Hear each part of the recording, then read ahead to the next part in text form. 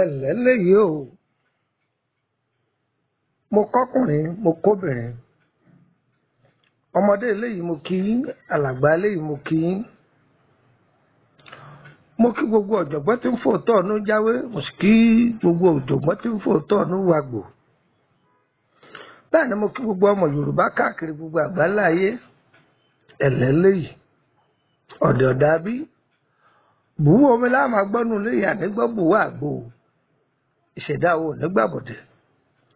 orúkọ mi ni Lukman ọmọ àyẹ́dàrí bàbá ọgbọ́n ọmọ ọ̀dọ̀ àgbà ẹ wá nǹkan fìdílé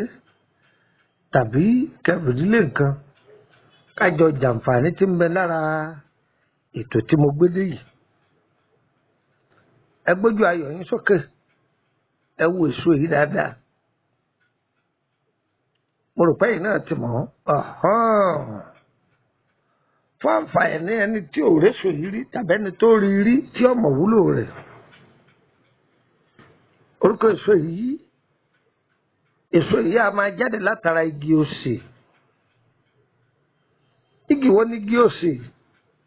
igi yìí jẹ́ igi tó jẹ́ pé a máa dàgbà láyé ẹ̀mí igi yìí a máa gùn púpọ̀ àṣírí wa pamọ́ bámúbámú sára igi yìí ẹ̀gbọ́n tí àwọn àgbààgbà wa máa sọ ní ohun alẹ́ fẹ́ wọ́n ní apá kìí kági òsì bápá àwọn ni wọ́n gèé tí ka apá èèyàn gèé ká o àṣírí pamọ́ bẹ̀ bámúbámú á fi ṣiṣẹ́ ìṣẹ́gun bẹ́ẹ̀ ni ó tún dáa fún iṣẹ́ ìwòsàn ara tí ìwòsàn ara rẹ̀ á kọjá bẹ́ẹ̀ tíṣẹ́ ìṣẹ́gun rẹ̀ á kọjá bẹ́ẹ̀ ọ̀yá ẹ wá nǹkan fìdílé tàbí kẹfìdílé nǹkan kẹfẹnu mẹ́nu kẹfìtì méjì kẹsẹnu kẹm ẹ̀yà mi létí ọ̀tún ẹ̀fìtù sílẹ̀ báwo là á ṣe lò ó báwo là á ṣe lò ṣe rí èso yìí ẹ lọ wá kọ́pọ̀ ẹja ìdí ọ̀pọ̀ bá mú ẹ wá wọ̀ jáde kẹ yọ gbogbo ìdọ̀tí inú rẹ̀ ẹ yọ kúò ẹ gún kẹ lọ kò sí lọ́múlọ́múlọ́múlọ́múlọ́múlọ́mú èso yìí nìkan ní sọ fún yín o èso yìí nìkan ní sọ fún yín o tí a máa pa ẹtí ìfín kankan kún èmi sọ fún wa pé Ọlọ́run fún wa ní nǹkan aláàmọ́ yìí rẹ̀ ìwọ́tọ̀ ọba ní àrùn ọgbẹ́nú páúdà rẹ̀ tó ti lọ sọ̀rọ̀ kò ti sọ́ di páúdà máa fi lo ẹ̀kọ́ tútù gbówó ọ lè máa fọmi tútù lò ó lè dá sínú oyin kọ́ máa la ọgbẹ́nú náà yóò dìwọ̀n àwátì o sọpọ́dé ní o èso bí ó sè fọmọ tí ń lọ ilé ẹ̀kọ́ èso yìí a máa jí làákàyè dáadáa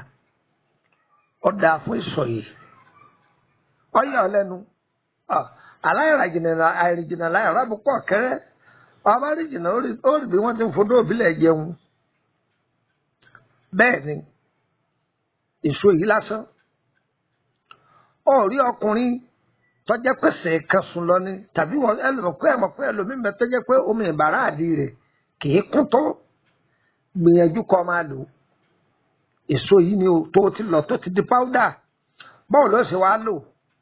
sórí tó ti pòògì ó ti bù ú sí ọwọ́ àdàlẹ̀ píkì sí kọ́ máa mú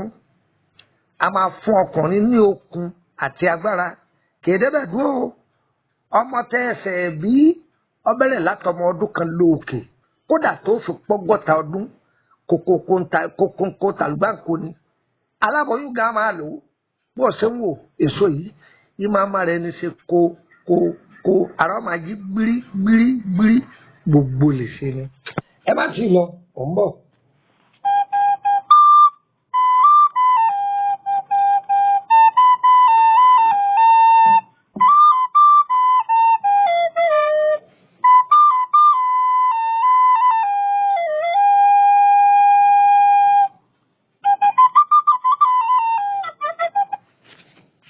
sórí èso yìí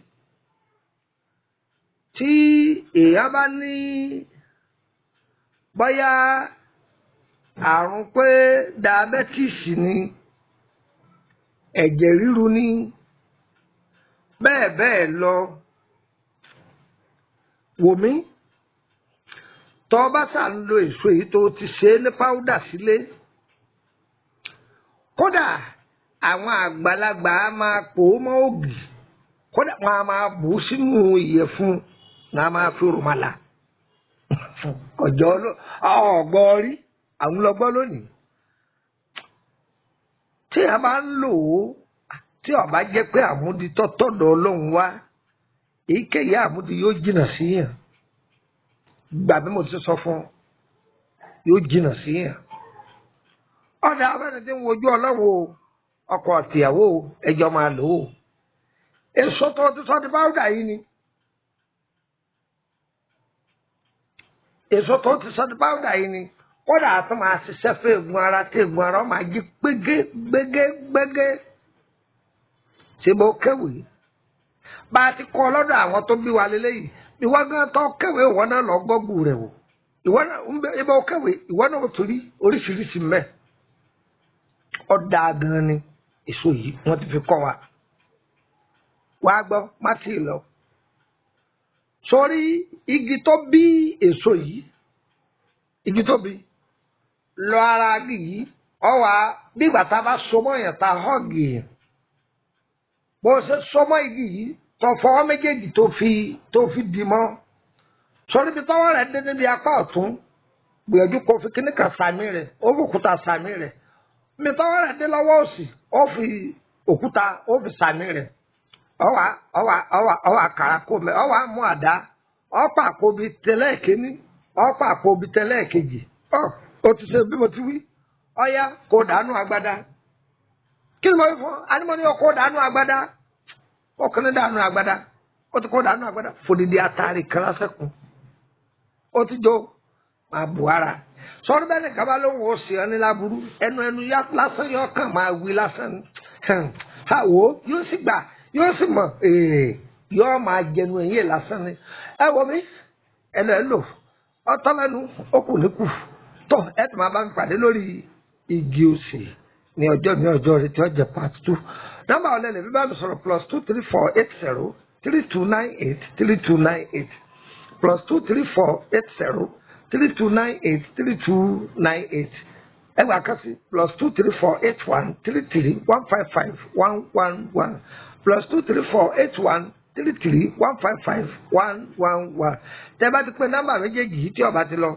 lórílẹ̀-èdè Nàìjíríà ni o ẹ jẹ́ fún nọ́mbà bẹ̀nà kan sí +229 54 65 1928 +229 54 65 1928 nọ́mbà Nàìjíríà tí mo kọ́ filẹ̀ yẹn òun lọ jẹ́ nọ́mbà tó jẹ́ offline mi ibẹ̀ ní kẹ́ máa fi mẹ́sẹ̀gì sí ẹ lè pè mí ní WhatsApp ẹ̀